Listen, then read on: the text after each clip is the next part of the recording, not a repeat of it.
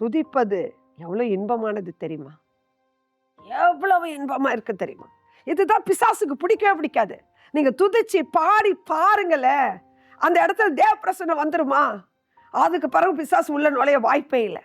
நீங்க அமைதியா உட்காந்துக்கிட்டு உங்க கவலையே ஆண்டவர்ட்ட மெதுவா சொல்லிக்கிட்டே உட்காந்துட்டு இருந்தீங்கன்னா, பிசாசு என்ன செய்வான்? உனக்கு என்ன பதில் கிடைக்கும்? பதில் ஒண்ணும் கிடைக்காதுன்னு சொல்லி உங்களுக்கு அவிசுவாசத்தை கொடுப்பான். ஆனா அவர் பிரசன்னத்துக்கு காலையில வந்துட்டு நீங்க துதிச்சு பாருங்களேன், நீங்க அவரை பாடிதான் பாருங்களேன், கட்டு உடைஞ்சிரும்.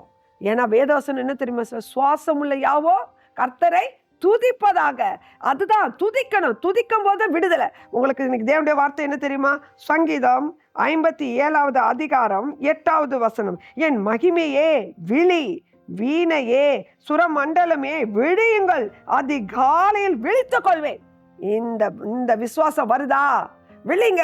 உங்களுக்கு அவங்க கையில தாளம் போட்டு தேவனை துதிக்க என்னெல்லாம் செய்யலாமோ அந்த இன்ஸ்ட்ருமெண்ட்டை வச்சுக்கோங்க. தேவனை மகிமைப்படுத்துங்க. பிசாசு உங்க வீட்டுக்குள் நுழைவதில்லை.